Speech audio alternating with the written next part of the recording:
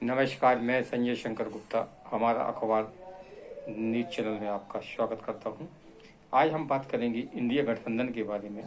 India गठबंधन 26 दलों का गठबंधन है और इसको शरद पवार, राहुल गांधी, नीतीश कुमार, लालू प्रसाद यादव, उद्धव ठाकरे जैसे नेताओं ने मिलकर बनाया है। गठबंधन को इंडिया नाम बेंगलोर की बैठक में मिला था। इस गठबंधन में वैसे तो इंडिया गठबंधन में 26 दल हैं और इसमें 63 सांसद हैं।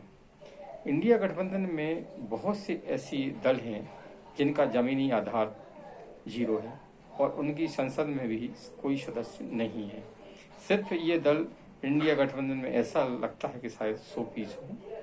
कांग्रेस इस गठबंधन की सबसे बड़ी पार्टी है। कांग्रेस की भी जमीनी हालत कुछ ज़्यादा अच्छी नहीं है। 2024 में होने वाले लोकसभा चुनाव को देखते हुए ये विपक्षियों ने ये गठबंधन बनाया है। लेकिन अगर हम इस गठबंधन की पड़ताल करें तो इस गठबंधन की जमीनी पकड़ कितनी है और 2024 में ये कितना असरदार होगा, क्या ये मोदी सरकार को केंद्र से हटा पाएगा, इन सब बातों पर हम आज चर्चा करेंगे।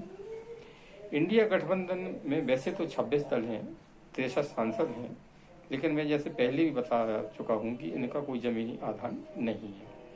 कांग्रेस की भी कोई ज़्यादा स्थिति अच्छी नहीं है।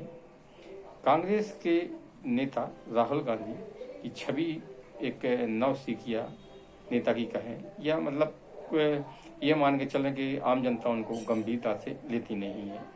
राहुल गांधी जी कब क्या करें, क्या बोल दें, ये कोई नहीं जानता है।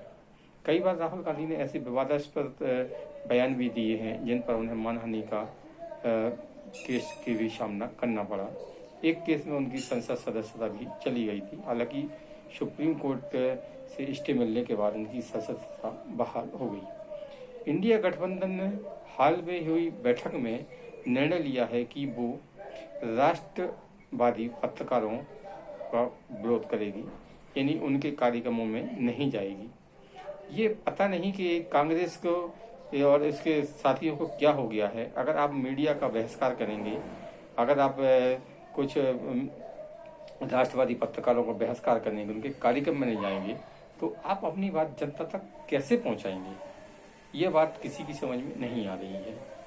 अब अगर आपको कोई ऐसी चीज़ से दिक्कत है या आपको कोई परेशानी है तो आप जनता के बीच जाएं, जनता से उनसे चर्चा करें और जनता के बीच से और जाने का सबसे अच्छा तरीका मीडिया है। इससे बेहतर तरीका कुछ हो ही नहीं सकता है। आप उसी का बहिष्कार करेंगे तो आम जनता से आप कैसे जुड़ पाएंगे? ये सवाल का जवाब इंडिया गठबंधन को आज नहीं तो कल देना ही पड़ेगा। इंडिया गठबंधन में शामिल कुछ दल ऐसे हैं जो सनातनी विरोधी हैं और वे समय समय पर सनातन धर्म का, सनातन के धर्म ग्रंथों का विरोध करते रहते हैं। अब अगर आपको ये सब चीज़ करना है तो अगर आप सनातन धर्म का विरोध करेंगे, हिंदुत्व का विरोध करेंगे, हिंदुओं का विरोध करेंगे, तो आप कैसे उम्मीद कर सकते हैं कि 2024 में आपको हिंदुओं का सपोर्ट मिलेगा?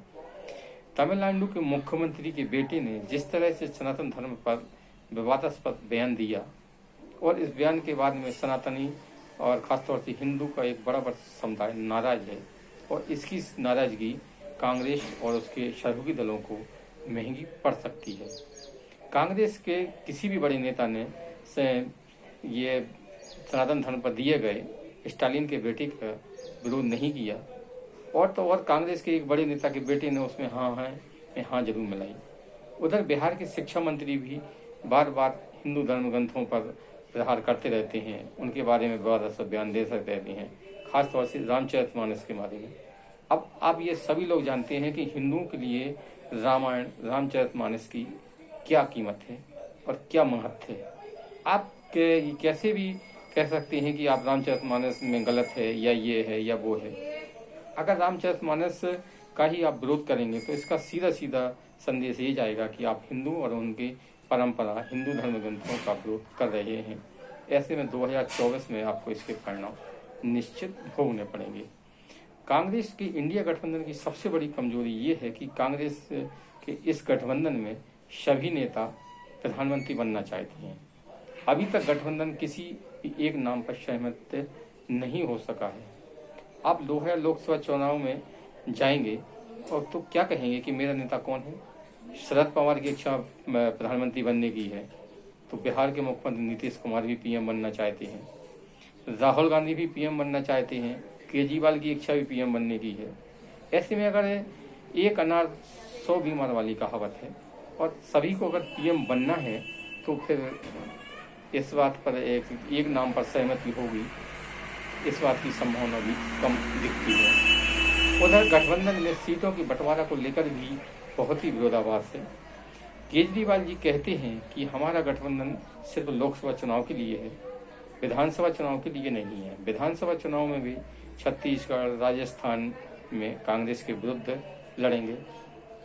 इसी तरह और भी गठबंधन है के दल हैं जो ये कहते हैं कि नहीं, मेरा तो भाई गठबंधन है ये लोकसभा चुनाव के लिए है, विधानसभा चुनाव में हम कांग्रेस चुनाव लड़ेंगे।